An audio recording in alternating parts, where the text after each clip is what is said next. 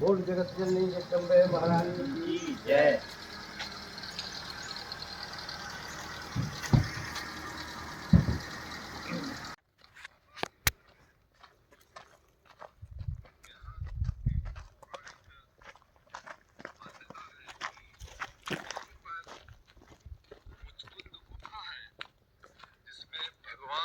कृष्ण ने काल यमन को भगा के लाए थे।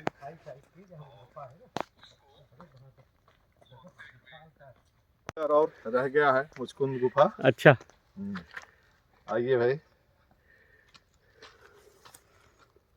और अपन यही देखने लगता है वो तो बाइंग करके थोड़ा सा ध्यान दे। देखिए सर ये देखिए दिखा रहा। हाँ 2 मिनट है सही है। तो 2 मिनट गाड़ी का है, गाड़ी से तो आप तो पैदल देख रहे हैं। पैदल नहीं, हमने प्रोसेस कर निकल आया अपने आप। और जहाँ अपन घूम के आगे पहुँचे थे उसी तरफ से जहाँ धौरना से 4 किलोमीटर है। हाँ केवल अगर उस तरह की हो, कमांडर टाइप की हो, बोलेरो हो तो आ सकती है। चलिए चलिए सर।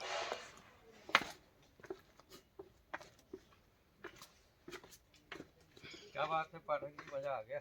आइए सर आइए, आपके साथ यात्रा में। You are most welcome.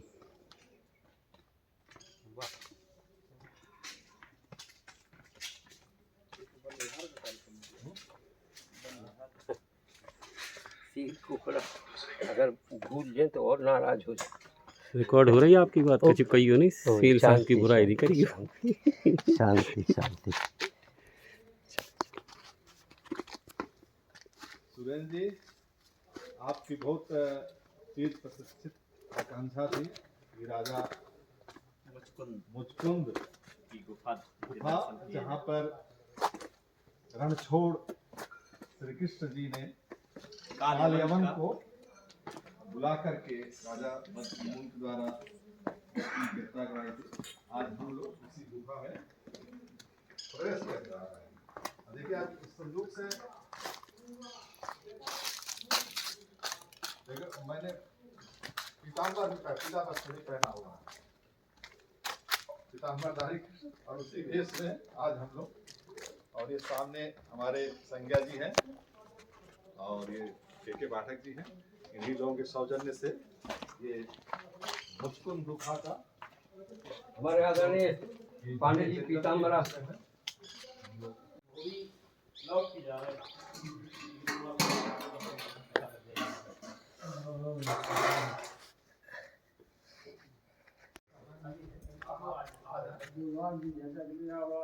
ये अंदर से पूरा रहा।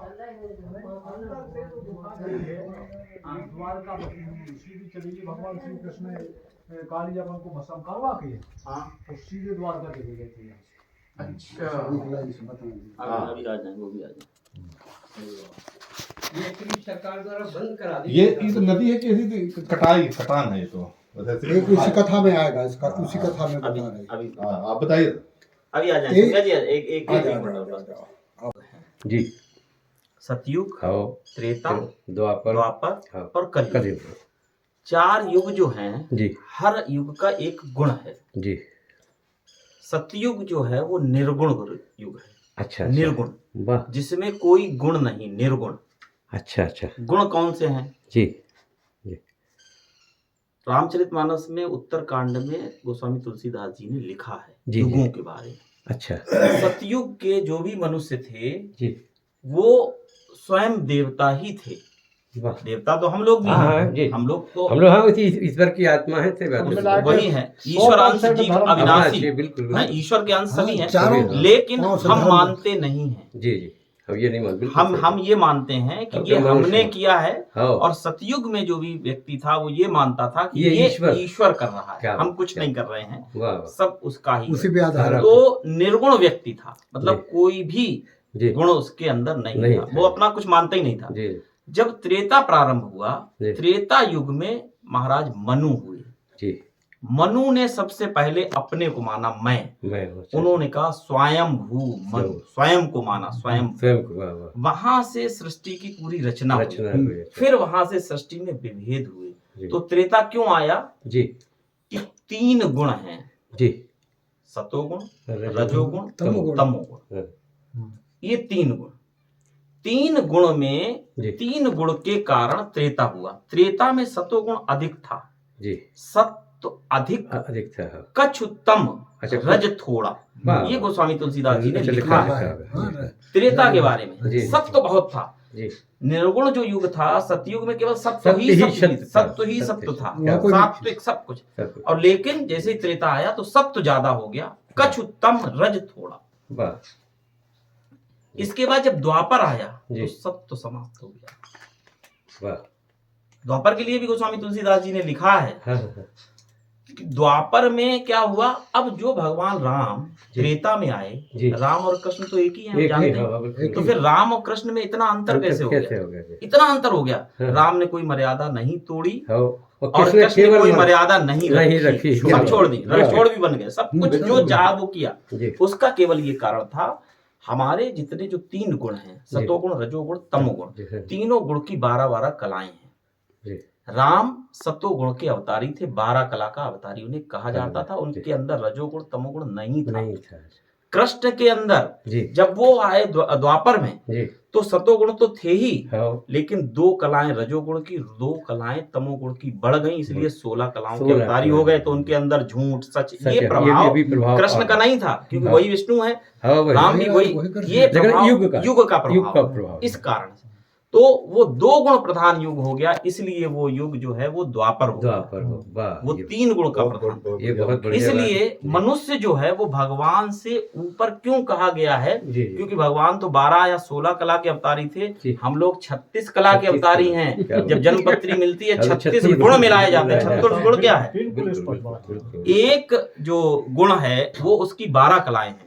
तो 3 गुण, सत्वगुण, रजोगुण, तमोगुण, उनकी 12 कलाएं, तो इसलिए वो 36 गुण मिलाए जाते हैं। कितने गुण मिल रहे हैं, तो ये थोड़ा सा अध्ययन है। इसलिए त्रेता में 3 गुण, द्वापर में सत्व खत्म हो गया, सत्व खत्म हो गया द्वापर आते आते, सत्व खत्म हुआ, इसलिए कृष्ण ने झूठ बोले, छलिया, रण छोड़, सब कुछ किया, युग का प्रभाव। और कलयुग में आके तो फिर 36 के 36 हैं। तो जो भगवान के पास केवल 2 गुण आए तो उन्होंने सब किया, तो हम लोग तो 36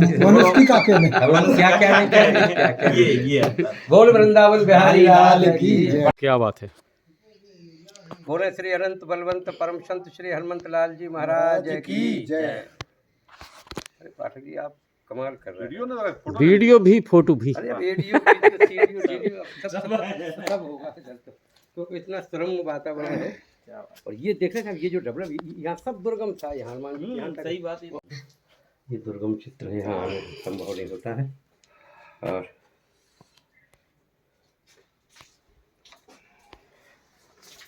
पानी जी बैठे रहिए तो वाह हनुमान जी महाराज। और पाठक जी ऐसी फोटो ले लो हमारी, सब भोलेनाथ जी विराजमान। जी हम भेजते हैं आपको। ठीक आइए पाणी जी, आप ये दर्शन कर लें, क्योंकि ये याद दिलाती रहेगी।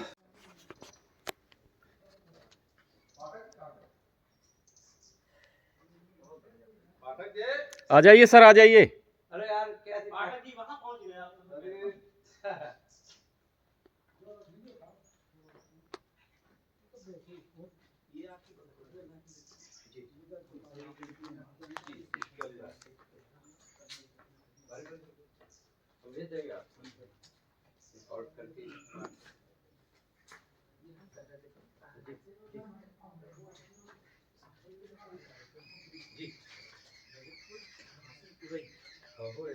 तीन जिले आते हैं जी, 3 महीने में एक जिले, तीनों जिले सम्मिलित। क्या बात है, बहुत बढ़िया रहेगा।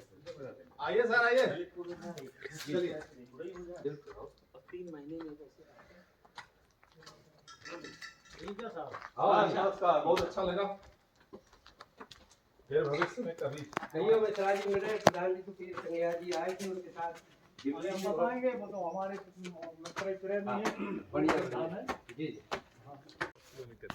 ना ये भाई निकल गए थे। तुम अपना कर्म बहुत ज्यादा हिरण और तो दिखे, शेर नहीं दिखे।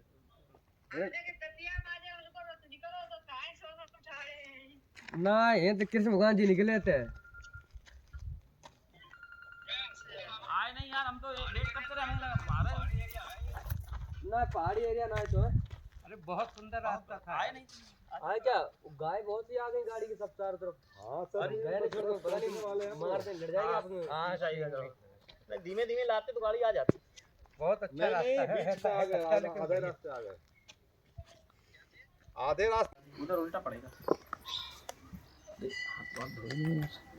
चढ़ा देते आप।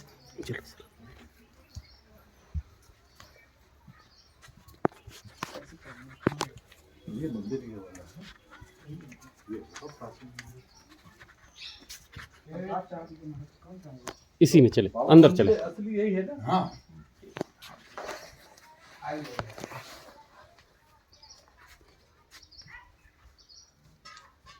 पंडित जी है।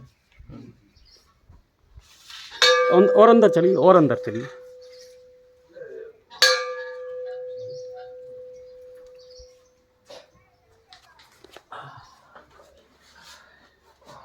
फोटो ले सकते हैं कुछ जी। भगवान श्री कृष्ण विराट स्वरूप है। देखिए आप, 14 भुजा है भगवान की।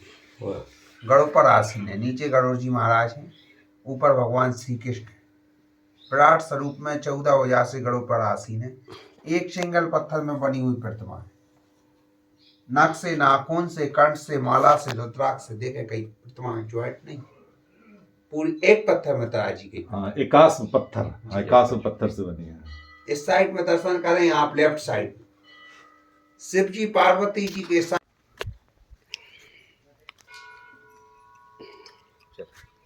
आप भी आ जाओ पार्टी जी। आओ।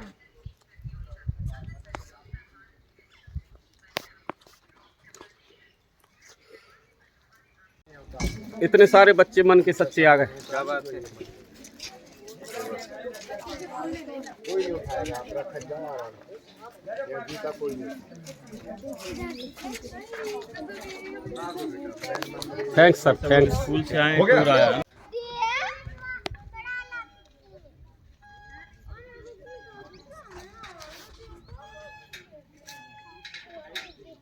आए पढ़ जाइए। और ये रवि तिवारी जी साहब, ये बनारस से बेचारे आए हैं। अच्छा बनारस से? हाँ यस बनारस। जन्मस्थान यही है। जन्मस्थान यही है, लेकिन इनसे हमने कहा था कि हमारे क्या रहते हैं। रहते हैं किसी आश्रम में? आश्रम में घूमने के रहते थे। तुम्हारी शास्त्री जी इसके से एंटर में बाईं तरफ वो चित्र है, ऐसे तो हम सब पता है सब। आप आओ नहीं, आप आओ।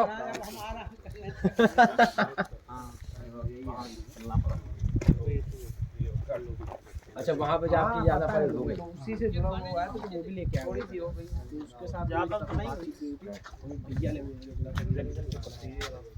चलेंगे कभी। जूता चालू पड़ेगा। ठंडक है वो तो बढ़िया। पूजा थोड़ी होती थे। उससे लेकिन अब संस्कृति को पालन नहीं करें तो देख नहीं सकते। अरे हर चीज को एकदम पूज्य नहीं बनाओ, नहीं तो परेशान हो जाते। नहीं पता चले कि अब बताइए। आज जरूर खंड है, लेकिन कब हम जो अपने वैभव पर रहोगे तो मथुरा और काशी से कम नहीं रहो। कम नहीं वाह। ये हिंदुस्तान का शिखर युक्त पहला मंदिर है। शिखर युक्त मतलब ये जो टॉप पोजीशन आप जो कह रहे हैं, शिखर जो शिखर प्रतिष्ठा लाभ में है। ये पहला मंदिर विश्व का। विश्व का मतलब हिंदुस्तान में इसके जो पहले मंदिर शिखर है, नहीं बनते थे। मंदिर तो बने हैं विश्व में शिखर बनते ही लेकिन नहीं वो फ्लैट रहे। फ्लैट है। अच्छा हाँ, पहला अपना है जो ये शिखर शैली में बना हुआ है। शिखर का हाँ, पहला विमान मंदिर। शैली में होता है, शिखर शैली में होता है, शिखर शैली, हाँ। मंडप शैली में होता था। तो अब इस शैली के 4 मंदिर हैं आपके हिंदुस्तान में।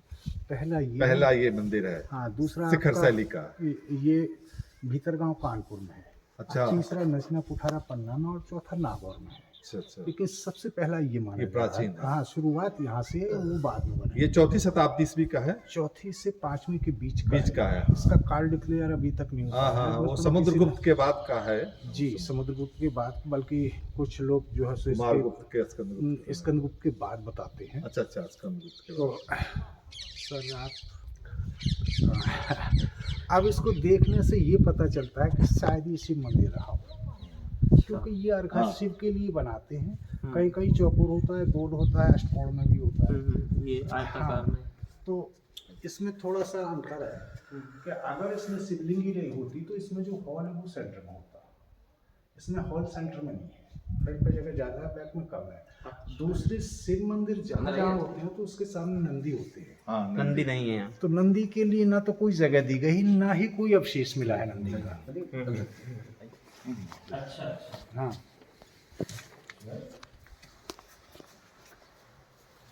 हाँ, ये जो दूरी है समान अनुपात में नहीं है। कभी कभी ये होता है सर कि शिव अंदर होते हैं, नंदी बाहर होते हैं। हाँ, या तो उस साइड दीवार नहीं होती है, हाँ, तब या मान। इसका मुख्य इधर को होता।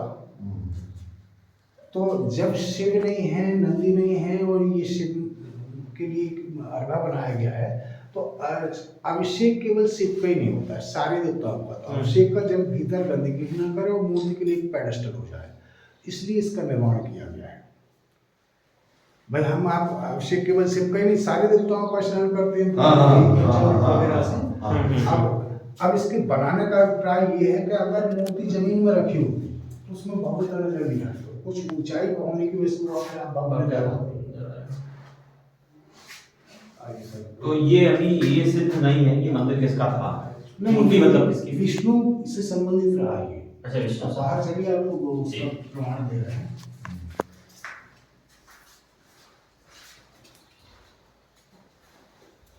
ये पुराने टाइम से प्रचलन में है कि जो भी प्रतिमा गर्भगृह में होती है उसका अंकन डोर फ्रेम कर देते हैं।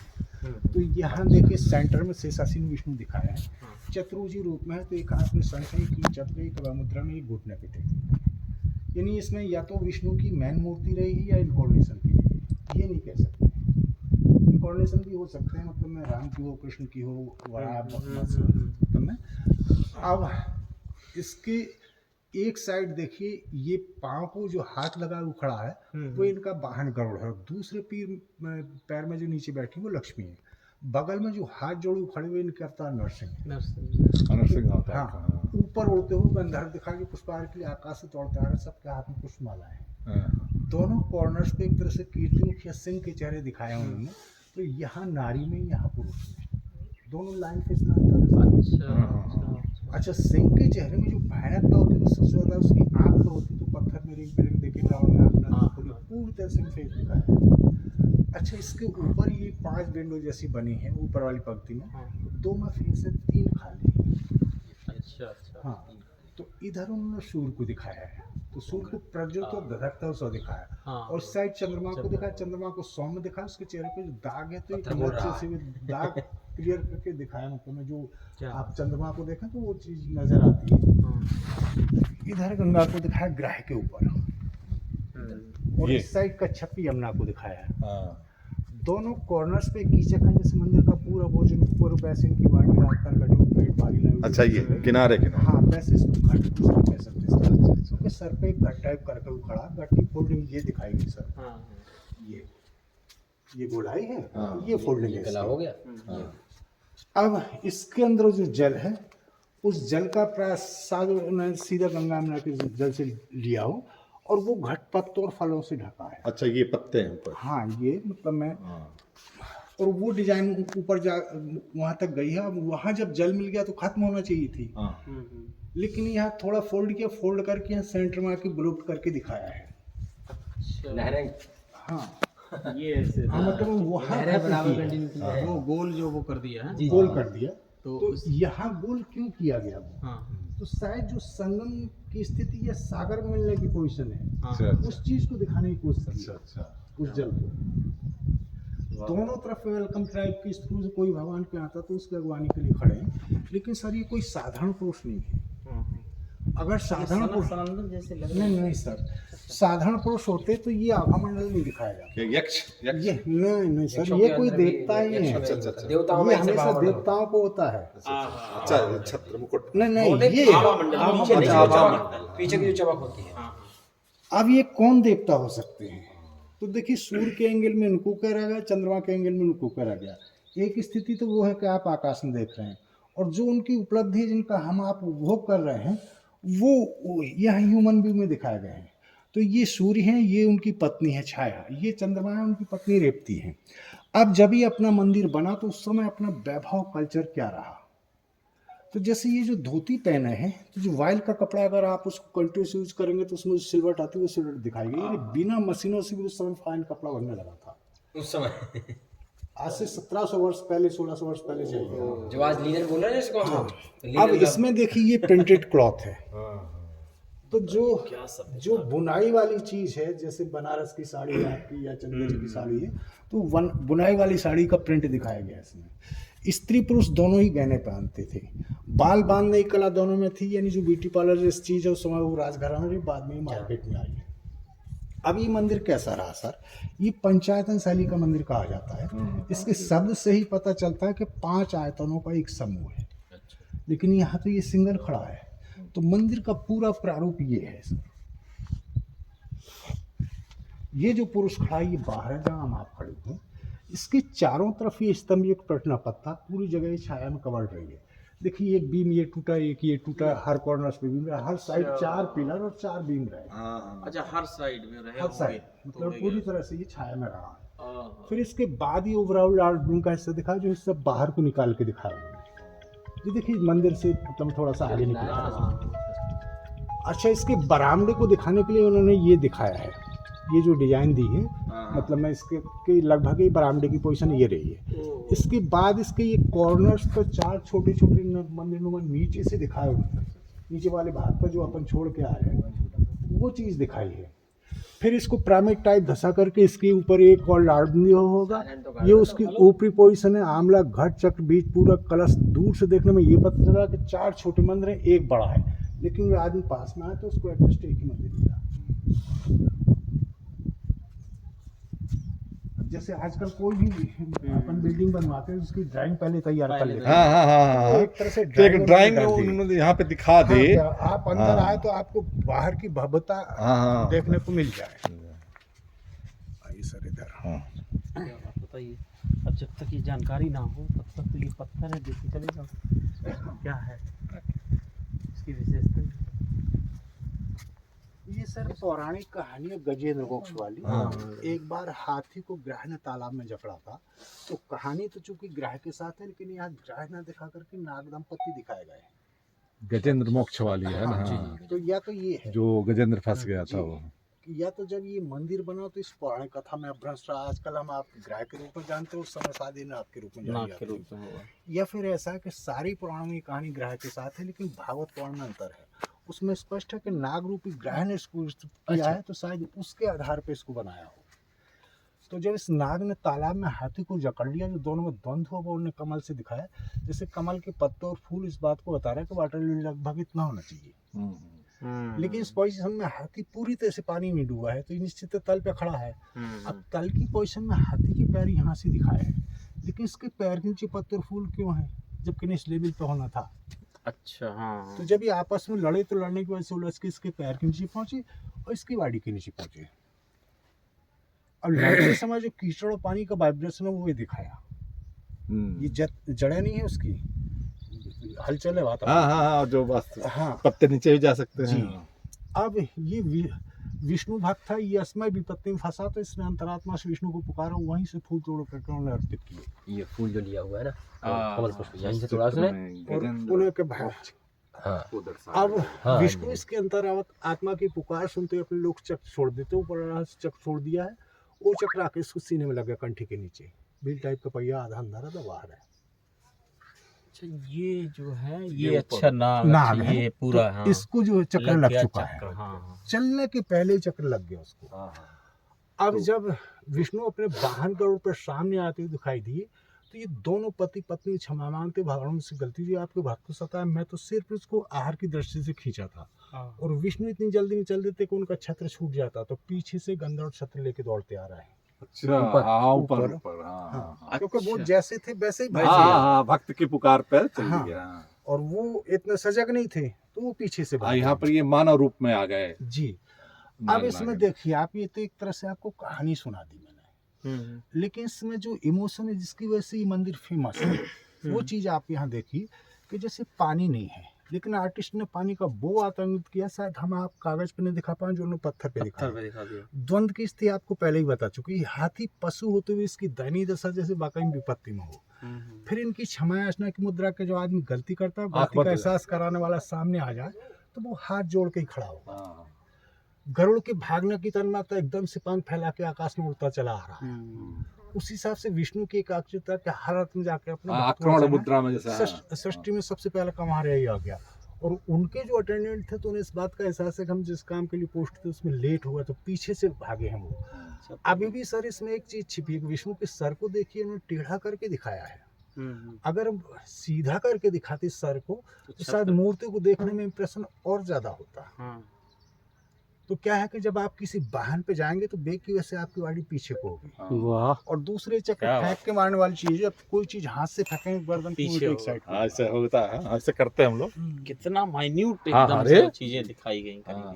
अरे सब कलाकारी बहुत थी, मतलब कितने लोग कहते हंसी उड़ाते हैं ना कि वैज्ञानिकता नहीं थी, वैज्ञानिकता नहीं थी, खाली जबरदस्ती जो वामपंथी सदी में हम आभूषण पहन रहे हैं, वस्त्रों नहीं, वो जो है हम लोग आज को बहुत मॉडर्न चित्रकार है, वो कहते हैं उनको कौन सा पुरस्कार मिल जाता है। ये सर नर और नारायण को दिखाया गया है। तो एक तो ये विष्णु का इनकॉर्नेशन है। इनकॉर्नेशन ऐसे है कि गीता में श्री कृष्ण ने अर्जुन से कहा कि हे अर्जुन, मेरे और तेरे अनेकों जन्म हो चुके हैं, पहले तू नर रूप में, मैं नारायण रूप में था, जिसे तू जानता, मैं जानता हूँ, तू नहीं जानता। दूसरा, शायद इसमें नर से नारायण की प्राप्ति के साधनों की ओर संकेत किया है कि जो आदमी सांसारिक दुनिया से उगता के ईश्वर को खोजता है, तो पहली स्थिति उसकी दोनों तरफ साधुओं के रूप में दिखाई है। इस तरह से जंगलों में भटकता ईश्वर की प्राप्ति को और आत्मा की शांति को। लेकिन भटकने से भी ये चीज़ नहीं मिली, तो उसके मन में पक्की लगन है कि मैं ईश्वर को खोज के छोड़ूंगा, तो उसकी एक स्थिर अवस्था दिखाई गई कि जंगल में एक आश्रम बना के रुक गया। अच्छा, इसमें वैराग्य दिखाने के देख सर ये झीनी सी धोती दिखाई है। और जो हिंदू में साधु महात्मा रस्सी जंजीर कौन डाल लेते हैं वो दिखाई, यहाँ तक उसमें गांठें तक दिखाई गई है। मृगचर में स्पष्ट करने के लिए मुख दिया मृग का वर्णन ये नहीं कर सकते छाल या कपड़ा। जटा जूट बड़े हाथ माला, ये तो ठीक है कि नारायण प्राप्ति को भजन कर रहा है, लेकिन नारायण को देखिए ये भी किसी का भजन कर रहे हैं। इन्हें किसका डर? ये तो सब शक्तिमान पूरी सृष्टि के संचालक हैं। तो ये गीता पर ही आधारित है कि जितना भक्त भगवान को चाहते हैं उतना ही भगवान भक्त को चाहे, जिस रूप में वो उसे चाहेगा उसी रूप में उसको चाहते हैं। दोनों में अंतर दिखाया। तो अंतर यहाँ आत्मा और परमात्मा के भेद को दिखाया कि जब आत्मा इसी का अभिन्न अंग है तो निर्बल और कमजोर क्यों है, ईश्वर सबल क्यों है। तो इसके नीचे में सिंह दिया, तो सिंह को आमर को भाव से जोड़ा और ईश्वर के नीचे हिरण दिखाया, इसको शांति से दिखाया।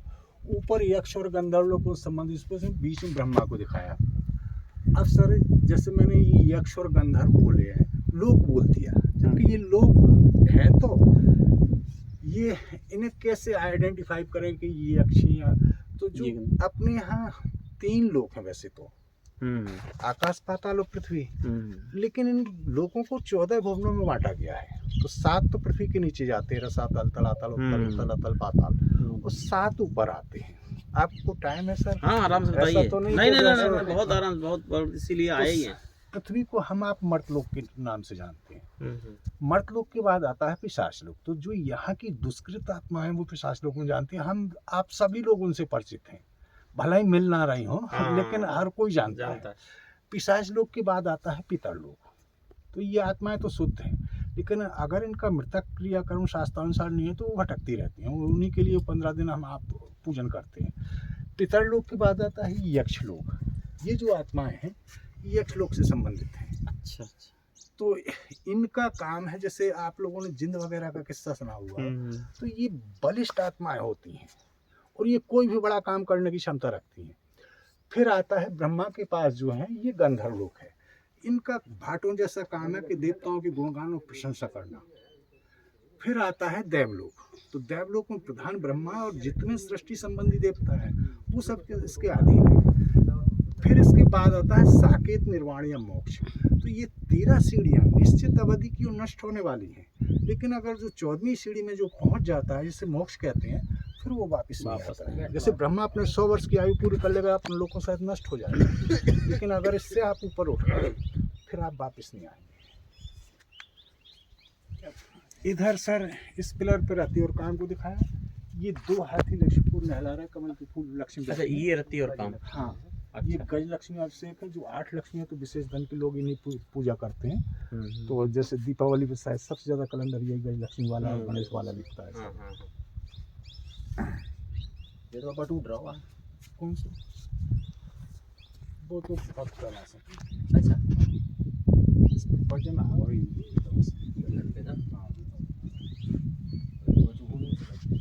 ना तो इसमें उस समय कोई मोटारी यूज करे और ना ही कोई विशेष धातु लगाई है।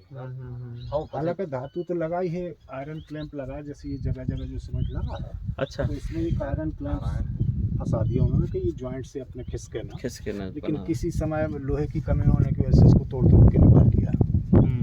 अच्छा, इसमें कुछ पीसेस अभी भी है जिनकी जंग नहीं आई है, जैसे यहाँ भी है। वो आपको चार द्वार और इसमें साल बाद में सुरक्षित है, जबकि इतना छोटा यहीं पे।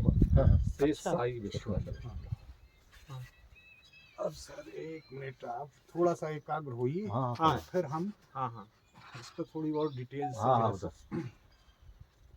ये कोने में हम वायु देवता, बिल्कुल लास्ट में हाथ पे।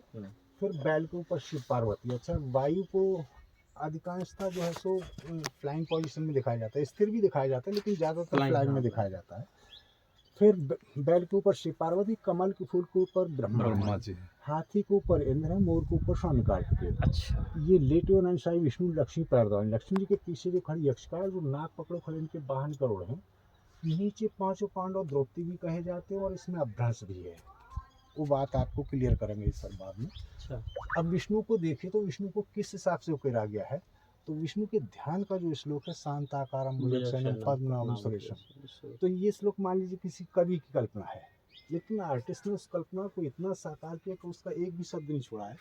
पहले ही शब्द है शांताकारम। शांति भाव की उत्पत्ति चेहरे पर कब होती है? आंख बंद कर लिया। तो विष्णु को अर्ध स्वप्न अवस्था में दिखा करके चेहरे को शांति का देते हुए बनाया। फिर दूसरा शब्द है भुजगशयन। शेष की सैया को गद्दे का रूप दिया, जहाँ जितनी बॉडी का वेट होना चाहिए, नाक पिन को ऊपर नीचे किया। कोहनी के पास वजन ज़्यादा तो नीचे, फिर थोड़ी सी ऊपर उठी, सीने के पास और ऊपर आई। और जब कमर से वजन आया तो क्रमशः तपती गई, क्योंकि ये पोर्शन बॉडी का वेट ज़्यादा हुआ, नाक के पिन का पोर्शन पता होता चला गया। फिर लक्ष्मी कांतम, लक्ष्मी को पत्नी के रूप में दिखाया। एक हाथ से अंगुली चटका रहे हैं, दूसरे हाथ से पाँव को प्रेस किए हुए हैं। अब चलिए सर शुभांगम में, तो इनके शरीर का हर अंग सुंदर है। तो पैर के नाखून को देखिए, जब पत्थर में क्षरण टूट फूट, लेकिन नाखून आज भी शरीर का लिए। अब थोड़ा सा अंतर है, तो ऊपर का पैर कुछ पतला और नीचे का थोड़ा सा मोटा है। तो जब अंगों में समानता नहीं, तो बात भाई बीच में ही टूट जाएगी।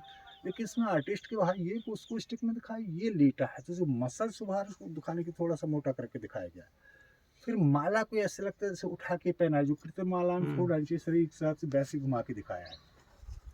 फिर ये जांघों से धोती दिखाई है, डबल लाइनिंग करके, और झीनी धोती से गुप्तांग की झलक। और जो धोती फोल्डेंगे तो कमर पे हल्की लाइन करके दिखाई गई है। इसके बाद उसके ऊपर एक छोटा सा फूल है, तो जो बच्चों को हम आप आज भी एक कढ़ाई टाइप का धागा बांध देते हैं, उसके एक सिर फूल है, दूसरा सिरा उस फूल से निकाल के फोल्ड करके जान तक दिखाया गया। धोती को टाइट करके बांधा गया तो पेट खाल में जो बल हुआ वो क्लियर किया। अब नाभि देखे तो नाभि गोल होती है, लेकिन जो आदमी शरीर विकृत थोड़ी सी खींच के दिखाई है। और आगे चलिए तो ऊपर के हाथ के हिसाब से ऊपर के बक्स को चढ़ाया, नीचे का लुढ़का के एक छोटे से बिंदु से बक्स का सेंटर तक दिखाया सर। इतनी मूर्ति को जितना क्लियर कि कांखरी के पास गड्ढा है, तो हाथ ऊपर उठाएंगे तो वो गड्ढा बनता है कांख। जो माथे को हाथ टेके हुए सर, उसके नाखून देखिए इतने सजीव और क्लियर है, शायद हम आपके नाखून पत्थर मुकेर के दिखाए हैं। यहाँ तक कि अंगूठे को सामने से न दिखा करके उस साइड से दिखाया गया है, चारों उंगलियां सामने ऐसे आएगा। हाँ, अब एक दूसरे हाथ, मतलब मैं अब हाथों को देखिए तो ऊपर वाले हाथ पे ऐसे लग रहा है सर का वास्तविक उसको ऊपर हो, कि कोहनी के पास मसल भाग दबा हुआ, मेरुदंड बाहर को निकला, कोहनी उभरी, पूर्ण से वजन का प्रतीक दे रहा है। और आगे बढ़े आप सर तो नेकलेस और मुकुट देखिए, दोनों की नक्काशी काफ़ी अच्छी है, लेकिन मुकुट में एक विशेष चीज सेंटर में चौकोर, और चौकोर के ऊपर जो थोड़ी सी गोल सी करके दिखाई है, तो ये शायद कोई मणि वगैरह है, और उस मणि का रिफ्लेक्शन ऑडियंस दिखाने की कोशिश की है, जो उन्हें चमक उत्पन्न हो रही है वो अलग से दिखाई है। अच्छा इन्हें छोड़िए, जो ये दूसरे देवता हैं दूसरे श्लोक से, यम ब्रह्मा वरुण इंद्र रुद्र मरुता स्तुवंती दिव्य, तो वैष्णव धर्म प्रधान विष्णु और ये सब सहायक हैं, लेकिन वो सहायक सिद्ध नहीं हो रहा है। अगर सहायक हो तो नीचे बगल में हो तो वो तो उनके सर के ऊपर है। तो ऐसा ही सर सभी अपने लोगों से अपने वाहनों पर आरोप करके इनकी स्तुति के लिए दौड़ते आ रहे हैं। तो बैल को देखिए दौड़ता हुआ दिखा, चारों पैर फेंक के दौड़ रहा है, उस सबसे हाथी को दौड़ता हुआ दिखाया, मोर की स्थिति उड़ती हुई दिखाई है। अब लक्ष्मी जी के पीछे जो यक्षिका है, तो ये लक्ष्मी की अंगरक्षक है, तो बिल्कुल चौकन्नी दशा में खड़ी जैसे संतरी खड़ा हो। और जो इनके वाहन गरुड़ हैं, तो ये झुकी हुई दासत्व के चेहरे पे साई को आजता हूँ फौरन तैयार हैं। नीचे पांचों पांडव द्रौपदी में देखिए ये अर्जुन है, एक हाथ से धनुष पकड़े हुए हैं, एक हाथ यूं फेंटे पे रखे हुए हैं। ये गदाधारी भीम है, ये तलवार लिए युधिष्ठिर है, ये नकुल सहदेव द्रौपदी। अच्छा ये सारे फिक्र द्रौपदी पर आधारित हैं। द्रौपदी को इस हाथ से खड़ा किया कि एक हाथ जान पर और दूसरा पीछे दिखाया है, तो पीछे वाले हाथ से शायद ये बाल पकड़े हैं। अब ये उस समय की कहानी होनी चाहिए कि इनके वस्त्र खींच गए, तो प्रतिज्ञा की थी जब तक दुशासन का खून नहीं डालूंगी तो बाल नहीं बांधूंगी। वही बात लेकर के अपने इन पतियों से मुखातिब थे, इनमें आपस में मशवरा और प्रसोद की भावना है। तो जैसे ही पास में खड़े तो अपने बाहुबल को ठोक रहे हैं, उस हिसाब से ये भी हैं। युधिष्ठिर म्यान से तलवार को निकाल रहा, भीम ने प्रहार के लिए गदा को सामने रख लिया, अर्जुन जो से गांडी पकड़ लिया। एक ही माँ बाप की संतान में जो भिन्नता होती पूरी तरह से में दिखाई गई है। जैसे चेहरे से लगता है ज्येष्ठ भ्राता ये है, उसके बाद ये, उसके बाद ये दोनों ही छोटे, इनसे कुछ थोड़ा ज्यादा खूबसूरत है। तो ये तीनों कुंती के थे, ये माधुरी के थे। जिस हिसाब से इनकी माँ खूबसूरत है, उस हिसाब से ये भी ज्यादा खूबसूरत है। हेयर स्टाइल देखिए, सभी के घुंघराले बाल हैं, लेकिन एक दूसरे से मेल नहीं खाते हैं। खड़े होने की स्थिति में अगर घुटने को स्टिक रखें तो क्या थोड़ी फुले, क्या ज्यादा फुले, क्या पोजीशन होगी। नारी शरीर और पुरुष शरीर में जो भिन्नता होती है वो दिखाई, एक नारी शरीर को यंगवाड़ी ने दिखाया।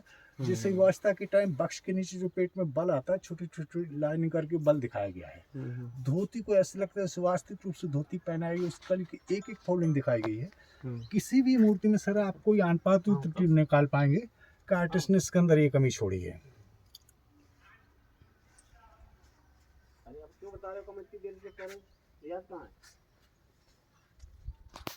चलिए ठीक है सर, बहुत आपने अच्छा दिया। वो काल निर्धारण इसका मतलब हम लोग भी इतिहास में पढ़े, लेकिन वो एग्जैक्ट नहीं मिलता, अभी नहीं है। गुप्तोत्तर काल का ही है, हमको लग रहा है वो उत्तर काल का ही मान रहे हैं। 6वीं शताब्दी। तुम अपने आप देखो, हमें फोन नहीं करो, मैनेज करो उसको, कैसे करोगे? हम यहाँ से क्या करें, यहाँ से भेजें क्या? सुबह से तुम लोगों को कॉल कर रहे हैं, देखो रियाज से बात करो। और आइए सर एक मिनट, जो अब भ्रंश है वो क्लियर कर दें, क्योंकि हम अपनी ही बात को काटने जा रहे हैं। जैसे मैंने ये पांचों पांडव द्रौपदी सिद्ध भी कर दी, संख्या और एक्शन के आधार से लग रहा है कि ये है, लेकिन ये पांचों पांडव द्रौपदी है नहीं, क्योंकि ये पूरा ब्रह्मलोक दिखाया गया। ये महाभारत काल के योद्धा हैं, आए चले गए, इसके बाद भी आएंगे, इसके पहले भी चले गए, इनके साथ इनका कोई समावेश नहीं है। ये क्यों दिखाया गया इनके साथ? तो ऐसा है कि पुराणों में दो तरह की कहानी आती है। एक कहानी आती है कि मधु और कैटव नाम के राक्षस थे, जब भी विष्णु शिवलिंग स्टेज में आते थे वो अटैक करते थे, लेकिन उनमें से आप किसी को राक्षस भी नहीं कह सकते हैं, क्योंकि राक्षसों को बड़ा शरीर वाला, बड़ा डील वाला, मतलब इस तरह से कोई सुडौल योद्धा है। तो दूसरी कहानी ये आती है कि भृगु ऋषि को एक बार नियुक्त किया गया था कि आप तीनों देवताओं में से बताइए कि सबसे संभ्रांत कौन है। तो सबसे पहले वो शिव के यहाँ जाते हैं, उल्टा सीधा बोलते, वो त्रिशूल लेके पड़ते। ब्रह्मा के पास जाते, बगल में जाके बैठ जाते, ब्रह्मा क्रोधित हो जाते। तीसरी बार जब वो विष्णु के यहाँ गए तो इनके दो अटेंडेंट थे, जय और विजय, वो खड़े हुए थे बाहर पहरे पे। तो जैसे ही उन्होंने कहा कि रास्ता छोड़ो, मुझे विष्णु से मिलना है, तो एक जो नाटेकत का था वो ऋषि को देख के हंसने लगा, और दूसरा जो बड़े डील डॉल वाला था वो शांत भाव से खड़ा रहा। तो उन दोनों को श्रापित किया उन्होंने। एक से कहा कि तू मगरमच्छ की तरह दांत निकाल रहा, तू मगरमच्छ हो जा। दूसरे से कहा कि तू हाथी की तरह निश्चल होकर के रास्ता रोके खड़ा, तू हाथी हो जा। तो ये कहानी शायद उससे रिलेटेड हो। इतनी कहानियां वही क्यों दिखाई गई जिन लोग वाली। चलिए जो भी हो, लेकिन इसमें अभी भी 3 पुरुष 1 महिला फिर भी बच रहे हैं। ये कौन है नहीं कह सकते। तो अब यहाँ थोड़ी सी कमी है सर, विष्णु में थोड़ी सी कमी है। विष्णु की जो पहचान है शंख चक्र पद्म गदा से है। मान लीजिए स्लीपिंग स्टेज में है तो आर्टिस्ट कहीं ना कहीं छोटा छोटा करके दिखा सकता था, वो चीज़ें नहीं दिखाई हैं। वही चीज़ें यहाँ ह्यूमन बी में दिखाई गई हैं। ये पद्म पुरुष है, ये शंख पुरुष है, ये चक्र पुरुष है, वो ये गदा देवी, ये आर्म से स्त्रीलिंग में है। सबके हेड पे देखिए आप, ये पद्म है, ये शंख है, ये चक्र है, ये गदा है।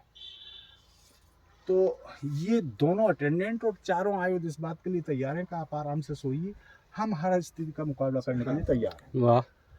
अच्छा, दूसरा ऊपर से नीचे तक इसको सजाने के लिए डिजाइन दी हैं। तो सबसे पहले चैत्या विंडो की नोक दो से फूल पत्ती, लेकिन जो नंबर इस पर डिजाइन विशेष भाव से कल्पना है, लेकिन संघ से दिखाई गई। इसके नीचे संघ क्यों रखा गया सर? डिजाइन तो यहाँ से शुरू है, संघ रखने की क्या जरूरत थी?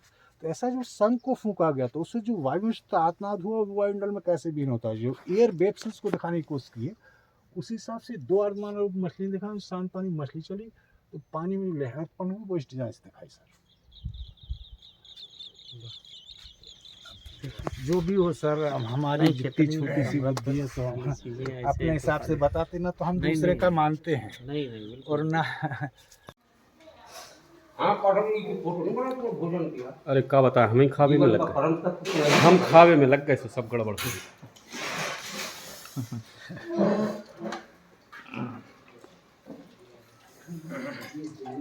शास्त्री जी जय श्री सीताराम।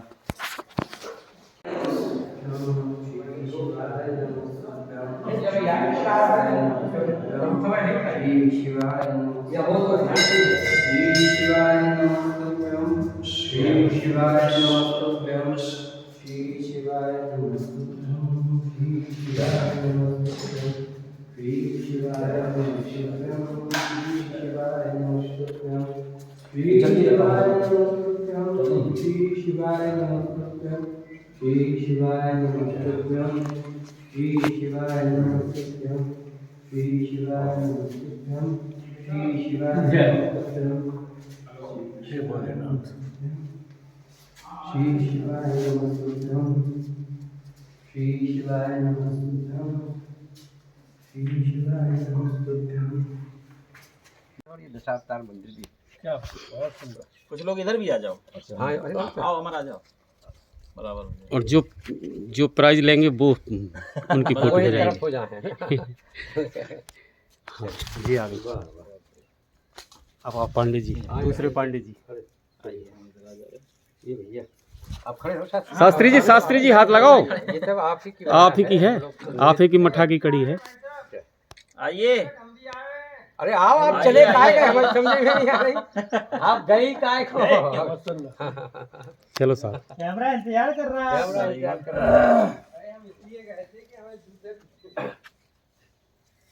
सोनी जी को कोपरा जी आओ, आपको नंबर आ गो। आइए बीच में। नहीं तो जाओ, हम वीडियो बना रहे हैं। अरे भैया बना थोड़ी देर को एडियो हो जाओ।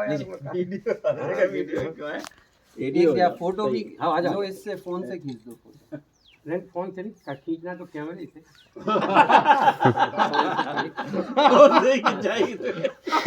क्या बात है। जो खींचेगी वो आपको मिल भी जाएगी। आइए, आपने कहा मैच हो। अरे नहीं, और जय हो भैया, ये सब भिजवा देना है ना। हाँ बिल्कुल, वो तो हमारे फोन में ठीक है साहब। ये नहीं, आप ही का है ना फोन? हाँ ये तो शास्त्री जी आप अच्छा, ये आपका फोन है?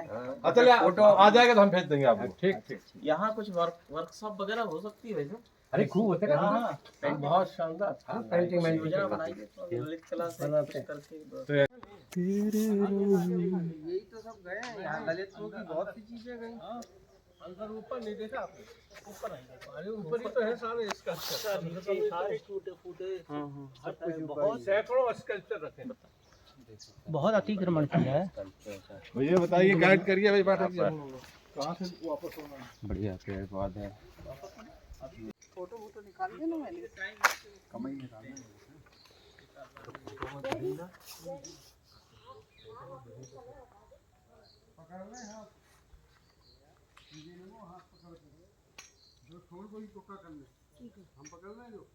तो ये हयाती का मैं बता रहा था ना। हाँ उस समय जिन उनके दरबार में नमस्कार साहब। हाँ तो कह रहे थे सभी को नमस्कार को सब्सक्राइब करके और